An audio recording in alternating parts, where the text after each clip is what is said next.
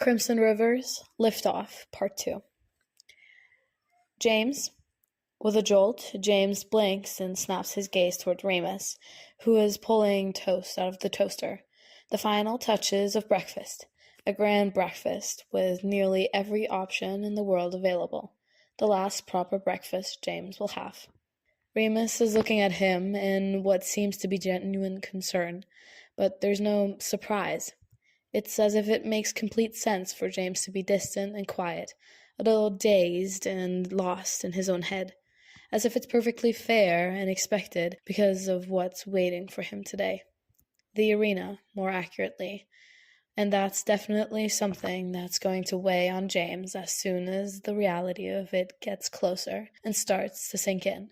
But really, the cause for his distraction is Regulus. Perhaps it's stupid to be fixated on what happened, considering everything else he's going to be dealing with today, but honestly, James sort of prefers this. For one, it's certainly a more pleasant alternative. A little death is favored over a bigger, more permanent one. Though if this little death Regulus has gifted to him, is an omen of what's to come in the arena, well, James is well and truly fucked. It felt so fucking good, and it was, to him, wildly confusing, but endlessly worth it, and even if he's still puzzling over it with whatever brain that didn't leak out of his ears, he doesn't need to fully make sense of it to know he's so fucking grateful that it happened. He is puzzling over it, though. In fact, to him, it's a real head-scratcher. He just doesn't think that someone who hates him would do that. Like, literally any of it. Certainly not the way Regulus did it. Not even in a kind gesture of some sort due to impending doom. A parting gift, Regulus had said. Well, it was a lovely gift, but someone who hates him wouldn't be giving him a gift at all, not even if he was actually dying right in front of them. Regulus is a conundrum, honestly. James just can't figure him out. He knows Regulus hates him. He's been dealing with that for years. He knows Regulus used to have a crush on him. He's been dealing with that for years also. But this is new. James isn't entirely sure what to do or think. Hence all the spacing out, glazed eyes, and uncharacteristic silence. Nice of Remus to show that he cares, though. Yeah, I'm fine, James says reflexively, and he realizes belatedly that Remus is going to know that this is a lie, because there's no possible way he's fine today. He settles for something a little more honest. I mean, not really, but it hasn't hit me yet, I think. It's not going to, Sirius announces as he sweeps into the kitchen, and James immediately drops his gaze for so many reasons. For one thing, he's scared to look at Sirius, because if Sirius shows even the least bit of upset on his face for what's to come, James will fucking lose it. For another, Sirius's little brother just got him off less than 30 minutes ago, and James isn't planning on telling him, mostly because he's going to die soon enough, so he can get away with taking it to his grave. Oblivious to all of this, Sirius continues to speak as he moves in the room. It likely won't hit you until you're about to go up, or maybe until you actually get up there. It didn't hit me until the countdown finished and the cannon sounded. Carefully, James picks his gaze back up, letting it crawl higher until he can see Sirius move past Remus, a hand pressed to the small of his back as he goes by. The touch is visibly light, but not hesitant, and Remus's lips curl up. Did they? Well, maybe, despite everything, they've all had a nice morning. James isn't going to think about it too hard. Instead, he's just grateful for what's clearly good developments for his best friend. He doesn't need to know the details, since it won't really matter anyway, and he's not sharing his own very good developments either. Just good for them, all of them. On the last day before everything changes for good, James is so fucking thankful to have something positive to cling to. What's going to happen? James asks, bravely looking at Sirius's face, relieved to find that he looks calm, sort of. It's a facade, James can tell, but it's one they can both use to ignore what's really underneath. Right before, I mean. Sirius exhales as he pours himself some juice. Is Reggie up yet? I want him to hear this. He's in the shower, James says, then snaps his mouth shut so violently that his teeth click together. Sirius's gaze flits to him, latching on to steady him, and James tries so hard not to fidget or shift restlessly. He ends up doing both, and Sirius slowly puts the juice aside, tilting his chin up as he arches an eyebrow at him. Why? Sirius says slowly, with the dramatic pause and everything. Do you sound so sure about that? James could lie. He could say he just walked by Regulus's room, paused to poke his head in, and heard the shower going. It would be easy to let the words slip past his lips, except it's Sirius, and James would feel so guilty about it, and Sirius would see right through him anyway. James just stares at him, utterly defenseless in this moment, and the only thing he can think to do is look to Remus for help, almost instinctively. Remus? Oh, Remus is a fucking angel, is what he is. He shifts rather abruptly and slides his hand up Sirius's back in a would-be casual way, if not for the fact that Sirius immediately straightens up with a sharp inhale and focuses right on him, distracted in an instant. Easily, like he doesn't have a care in the world, Remus picks up an apple slice off the plate of fruit on the counter, holding it up to Sirius's mouth. I sprinkled a bit of cinnamon on some of these, just to see if it would be good. Try it for me and tell me what you think, would you? Remus asks lightly. What? Sirius rasps. I want your opinion, Remus tells him, holding the apple slice closer, a tiny smile on his face. Oh, you want me to? Sirius genuinely can't seem to string a sentence together, the poor thing, and Remus just puts him out of his misery by nudging the apple slice forward, gently resting it against his mouth. Almost like a reflex, Sirius bites into it, the crunch making him jolt, and then he blinks as he chews. His eyebrows are furrowed when he swallows. Oh, wait, actually, Remus, that's good. I thought they might be, Remus muses, looking pleased, and he pops the remaining piece of the apple slice in his mouth, chewing it with a twinkle in his eye. Sirius makes a noise, quiet and muffled. James tucks his lips in and ducks his head, struggling not to laugh. Remus Lupin. If there's one good thing to come out of all this, it's him. Oh, lovely, we're all here, Pandora announces, in what is obviously forced cheer as she comes into the kitchen, Regulus trailing after her without a word. James wouldn't be able to stop himself from looking right at Regulus if he tried, but he doesn't bother to try. It's sort of invigorating that Regulus is already looking back, not shying away from his gaze in the least. The exchanged look feels charged, at least to James, like they're both thinking of what happened this morning at the same time. A silent acknowledgement that James can feel like a tangible touch. It's warm in the kitchen, and James still shivers. Remus clears his throat, loudly. Good morning, Pandora. Regulus. Sirius was just about to explain something important. He was waiting on you, Regulus. Sorry, Regulus says, not sounding sorry at all. I was just in the shower. Sirius purses his lips, darting a glance towards James, but he doesn't comment. What's this about? I asked what would happen, like, right before the arena, James explains. Sirius heaves a sigh. You'll both be with me until you have to go. They'll lead you into a helicarrier and fly you off. Then you'll be in separate rooms. No one close to you can be with you in there. Someone will come in to inject a tiny device in your arm that tracks everything you do. This means your vitals, your position in the arena, such things as that. It will hurt just a bit, but you'll forget it quickly. They'll leave and someone will speak over an intercom to tell you to get changed in the clothes provided for the arena. You'll have a few minutes, 10 at most, and then you'll be instructed to step into the tube that will close behind you and raise the platform you're on to take you right into the arena. Do not step off the platform before the countdown finishes and the cannon sounds, or you'll be blown up. What if I trip and fall off of it? James asks, eyes wide. Don't, Sirius replies, lips pressing into a thin line. At the uncomfortable silence, Pandora clears her throat. I'd like to be there with you as well, of course, but I have to go home for a few days, so I won't get to see either of you off, but it's all right.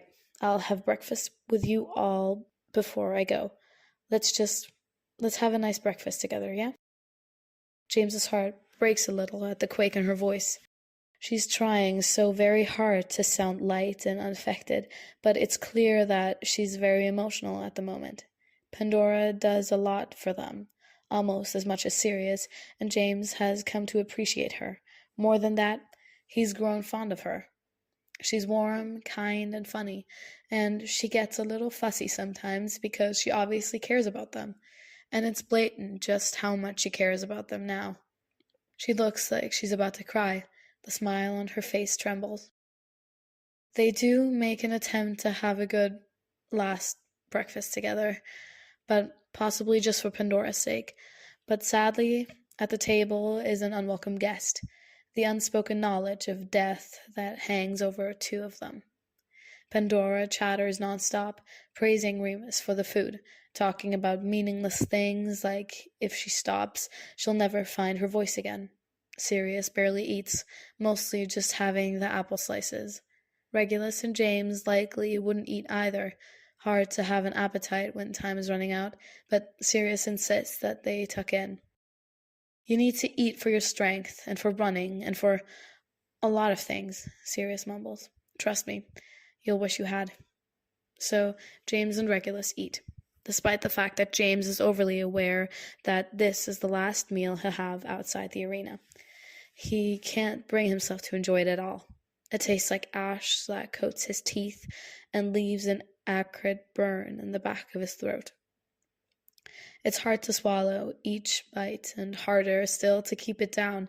He forces himself, though, closing his eyes and wishing with everything in him that he was back home, eating the warm and hearty soup that his parents would make for him, or Sirius when they weren't feeling well.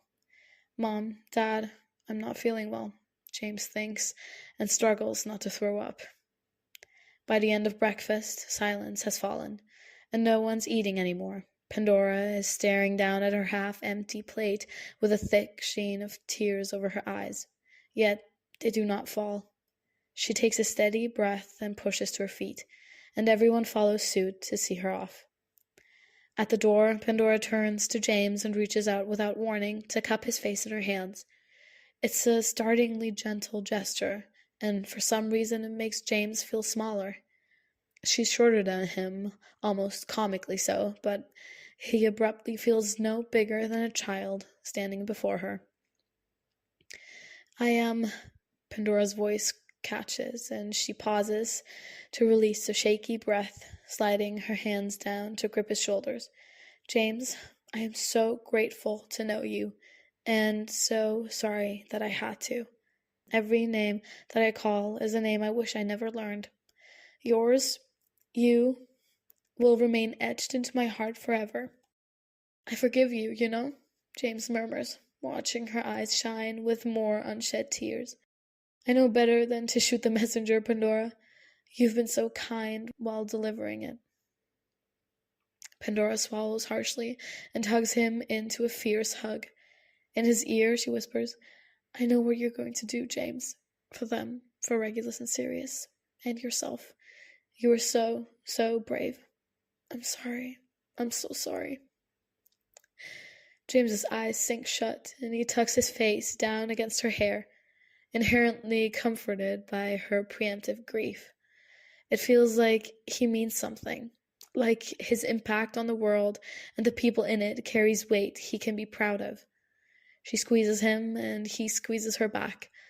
Her hair smells like lemons. As she pulls away, James wonders how she knows. Sirius and James haven't breathed a word of it, and he knows neither of them ever would. Pandora holds his gaze as she draws back, and she gives him a tiny, watery smile. James returns it, suddenly sure that it doesn't matter how she knows. Maybe she's known for some time now, working it out herself, and she won't put a name to this, not daring to speak it. She's the Reaper. When she speaks of something with a name, death follows. And he's so grateful she's not encouraging this to die.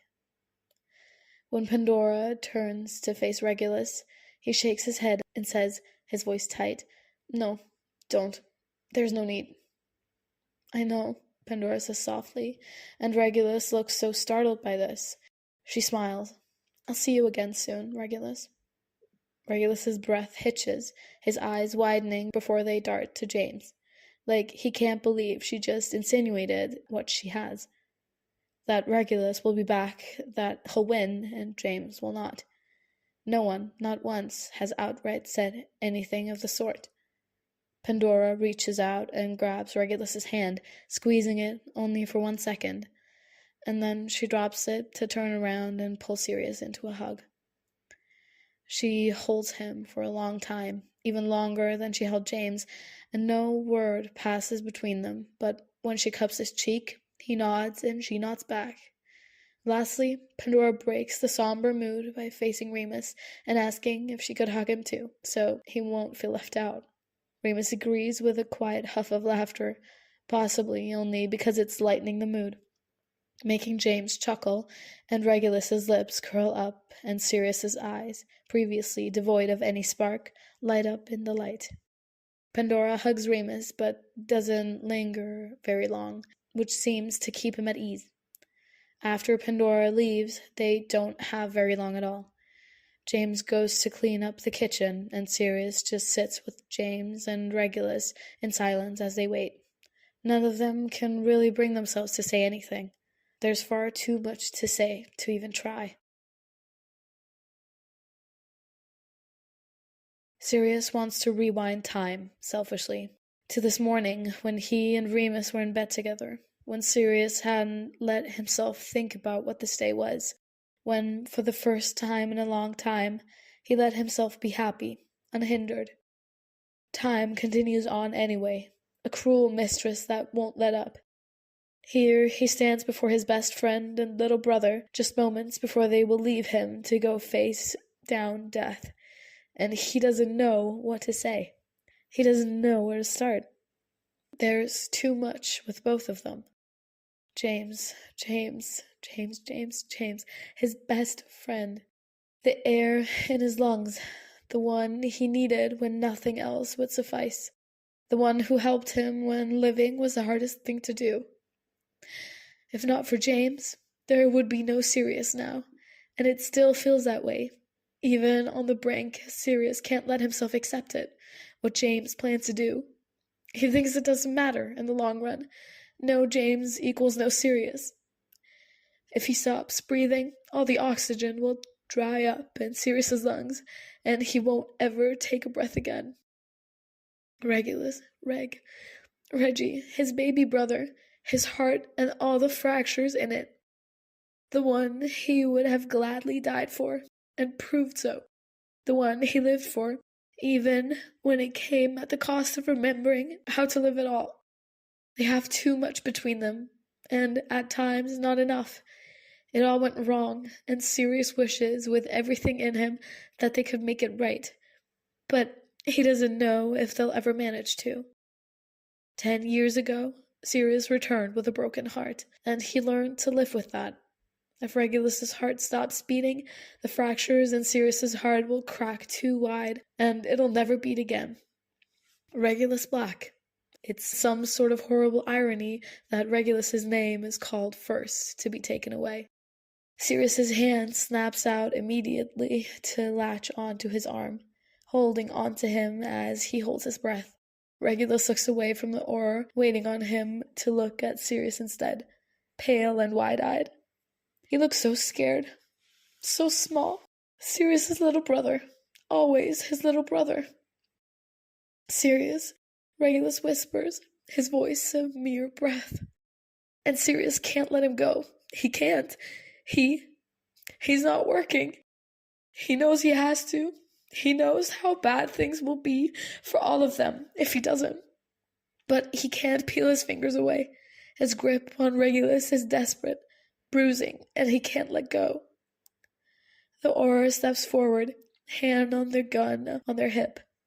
And James steps forward as well, snapping, "Give them a moment, for fuck's sake. That's his brother." James could be talking about either of them. As much as Regulus is Sirius's brother, Sirius is Regulus's. An equal exchange. An instinctive, familial possession. It's in their blood. That's simple truth.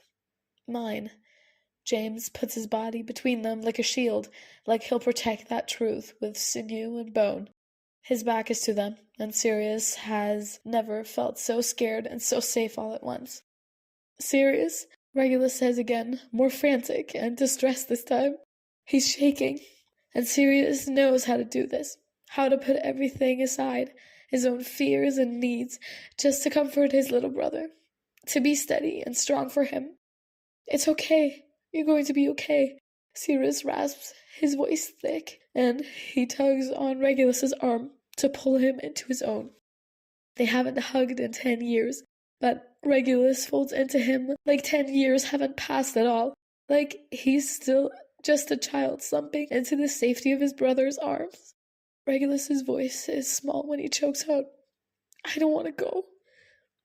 "I know," Sirius croaks, his eyes squeezing shut as he cups the back of Regulus's head. The confession wrenches at his chest, making him feel like he's being ripped in half, because he can't take his brother's place this time. "I know, Reggie. I don't want to die," Regulus breathes out, the words muffled into Sirius's shoulder. That doesn't stop them from being soul-shattering. Regulus is clinging to Sirius, just like he did when he was 15, and it was Sirius who was leaving. He'd said the same things then, too, just for Sirius. "I don't want you to go," he said. "I don't want you to die." "I won't, Regulus. I promise I won't," Sirius had vowed, and then he didn't. He refused. Sirius shouldn't make the same promises for Regulus, because he has no way of knowing yet. "You won't," Sirius tells him anyway. "I promise you won't." Regulus Black. Again, the Auror makes their demand, and it's clearly the last warning. A shuddering breath escapes Regulus, and he's abruptly ripping himself right out of Sirius's arms. Sirius tries to grab him again, unable to fathom letting him go, but Regulus jerks away. His face is like stone, and he looks at Sirius for only a moment, just a mere breath. In that breath, Sirius thinks, "I love you," and he can't make the words leave his mouth on an exhale before Regulus is walking away with the Auror. There's never enough time. They had 10 years, and still, that wasn't enough. "Sirius," James says gently, turning back after watching Regulus go. They stared at each other until Regulus took the corner, not looking away even once. "James," Sirius practically whimpers, and in the next second they're grabbing onto each other to embrace, so tight that it hurts, gripping each other so hard that Sirius can't breathe. "I'm sorry. I'm so sorry, Sirius," James whispers, and Sirius's breath is snatched right out of his lungs because he knows exactly what James is apologizing for. James hasn't, not once. He hasn't apologized for his choice, for leaving Sirius, for deciding to die and never come back to his best friend. But he is now. There's so much remorse in his tone that it sounds like he's choking on it. And he is sorry. He's so blatantly sorry for what he's going to do. And that makes it real. Sirius has no choice but to accept it then. It bears down on him all at once, and he breaks immediately as soon as he lets himself feel it. It feels like dying. Sirius has brushed up against death so many times, he's so aware of how brutal it can be. He's wielded death like a weapon, and he's been on the verge of death enough to know that it's not peaceful. It's blood and gore and pain. It's terrifying. Not James, not James, not James. Sirius thinks desperately, and he'd offer himself up instead if he could. Me, take me. Please don't take him. Please, not James. A sob works its way out of his mouth. James is still chanting his apology, saying it over and over and over, but never, not for a second, wavering in his decision. Sirius grasps at him harder, like he's trying to crush him, like he can grind him into dust and cup him in his hands and swallow him down, as if he can keep them together that way. James is gripping him just the same, like he's trying to, and Sirius wishes it would work. And if Sirius has to accept it, if he has to face it, my best friend is going to die. James is going to die. He's not coming back. Then the next logical conclusion is that Sirius will simply join him. No James, no Sirius. That's it. Somehow, Sirius can live with that until he's dead. Until they're dead. He can accept it that way, like a universal truth, something unshakable, more embedded in this world than the core of the earth. Regulus, he can live without them, and has. He will live on. This is Sirius's only compromise. Still, even still, Sirius's instinctive defiance fights it, pushing at it with feeble hands. Not James, not Regulus, not me, will live. Somehow. The will to survive is a fickle thing, isn't it? James Potter. Sirius chokes on a raw sob, holding on to James as hard as he ever has, and then it's all gone. Sirius blinks, sucking in a sharp breath as he stares around the hall, utterly alone. A broken whine falls out of his mouth because, no, it's not fair. His last moments with his best friend, and he can't remember them. They're lost to him. No, please no. James was just in his arms. Sirius had him. Sirius was holding on to him. Did he try to keep him? Did the aura have to rip him away? Did James say something? Did Sirius? He'll never know. And again, like a snapshot, Sirius stops when he blinks and finds himself walking, gritty-eyed, face tight, with tear tracks. He's moving, and he doesn't remember when he started or where he was trying to go. Sirius stumbles towards the wall, hyperventilating as he squeezes his eyes shut. And Sirius? That's Remus. His lovely voice, so soothing, calling to him. Sirius blinks, and Remus is right there, right in front of him. When did Sirius make it back to the suite? I can't remember, Sirius says, his voice cracking. Remus, I can't remember. I can't.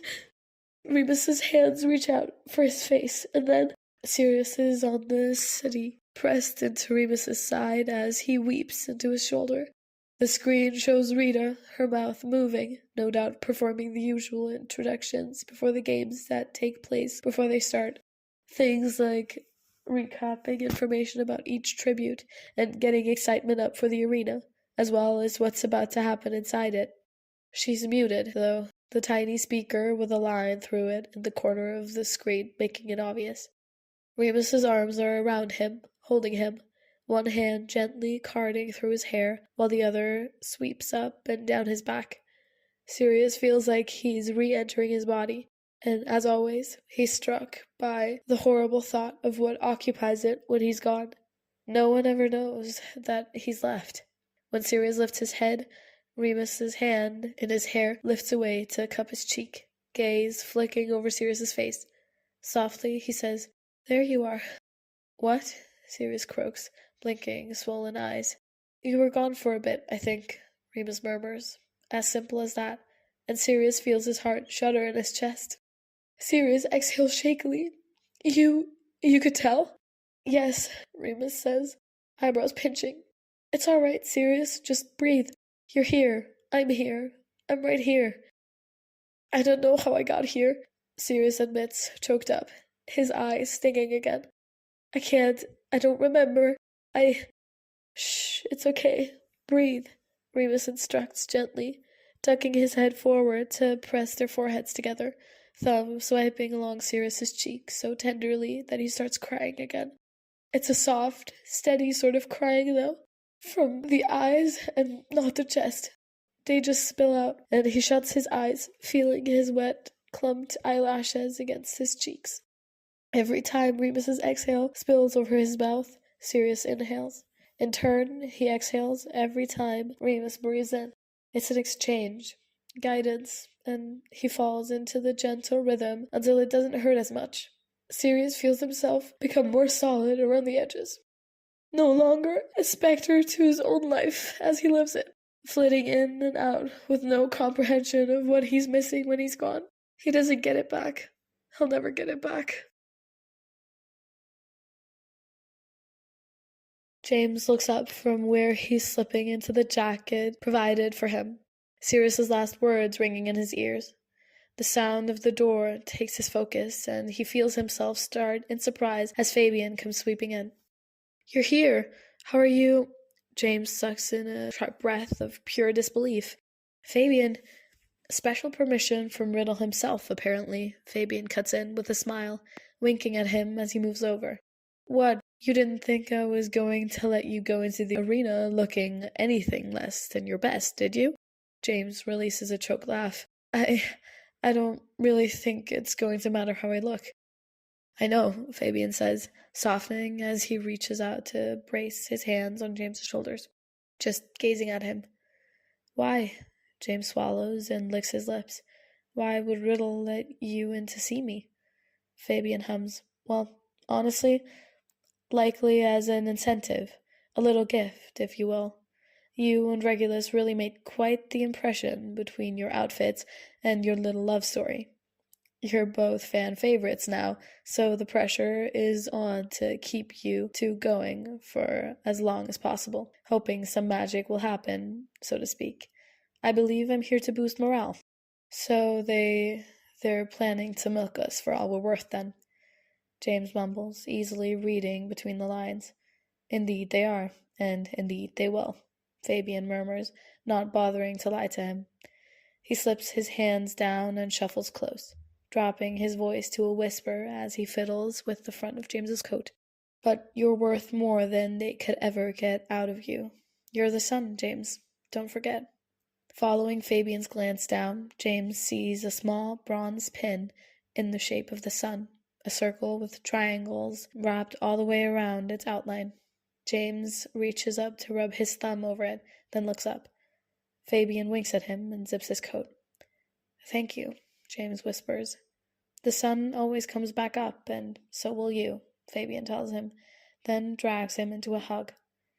James closes his eyes and hugs him back, his chest aching because Fabian will never get to see him again after this. "James Potter, step on the platform," comes a voice over the intercom, the same one that instructed him to get dressed. It makes James jump a little bit, his heart racing as his anxiety spikes. Sharp fear sliding down the ridges of his spine. Fabian squeezes him tighter just for a moment, and then he pulls away, giving James a nod of encouragement. Swallowing thickly, James walks over to the platform, hesitating only a moment before stepping on it. As soon as he's in, the tube slides shut, locking him inside. As soon as that happens, the door bangs open, and a flood of oars come in all at once. James sucks in a sharp breath, then releases a shout that reverberates off the glass and right back onto him as he watches, trapped and useless, as the oars beat Fabian to the floor. Fabian crumbles, curling up, and James bangs on the glass, begging them to stop. They don't stop. They just keep hitting him with their batons, making his body jerk, his face twisted in grotesque tableau of pain. He gets hit in the face and immediately slumps, like all of his strings have been cut. "Fabian," James breathes out, hand on the glass as he stoops down, trying to reach for him even when he can't. It doesn't look good, but Fabian is still breathing. He's still... An Auror pulls their gun from their hip, points it directly at Fabian's head, then pulls the trigger. The sharp crack of the gunshot is loud, and James flinches away, freezing as his back hits the glass behind him. Blood trickles from Fabian's forehead from the bullet wound. One hand is stretched out, slack on the ground. He was trying to reach out for James, too. The oars drag Fabian's body from the room, and James stays crouching on the platform, trembling so hard he can't breathe. Regulus knows he's supposed to sit and wait, but he keeps pacing, turning his gaze to the platform he'll have to step onto soon. His stomach lurches with the thought. He doesn't want to do it. He wants to go back to being in Sirius's arms. He wants to go back further, back to when he had James's steady heartbeat under his ear. He wants to go back even further than that, back to his 15th birthday, or any time before that. The door opens, making him whirl around, and Regulus's breath punches out of his chest when Gideon comes strolling in with a smile, eyes sparkling. "Gideon?" Regulus whispers, hushed and reverent. "There's my favorite doll," Gideon says softly, moving closer.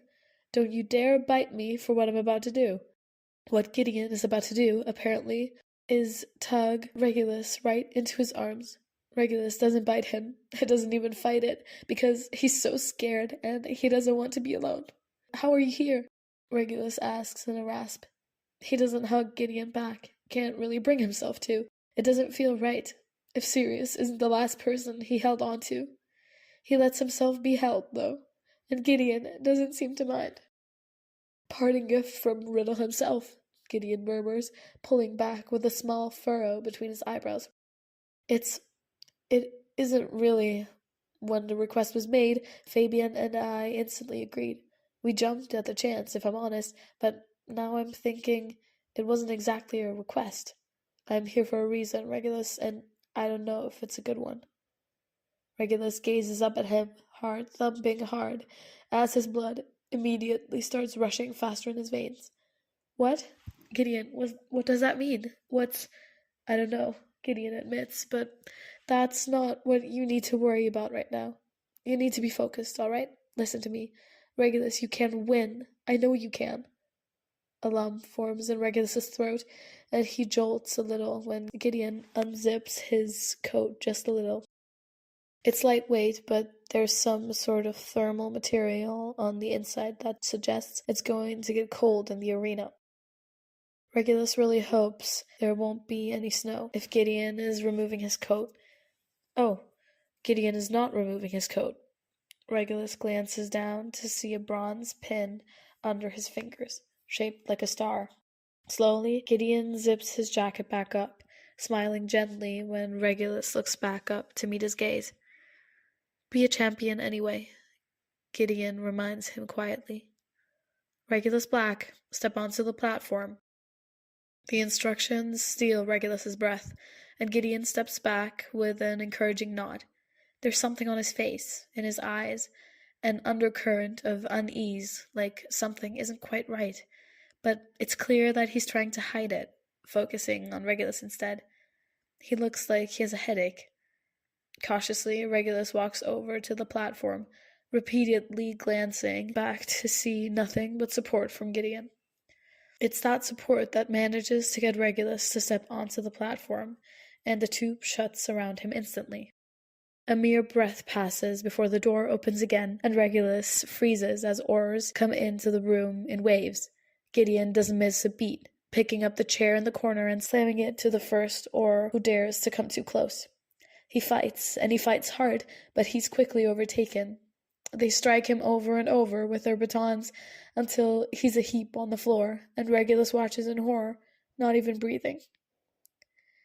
He doesn't so much as twitch until a gun is drawn, and then he throws himself forward, shouting, "Wait! No! Please!" Regulus doesn't even get to finish before Gideon is dead. Blood pools on the floor, a small puddle left behind as the oars drag his body away without so much as a stutter. Regulus is left there, frozen in place as tears gather in his eyes, his throat going tight. And then it can't matter because the platform starts to move.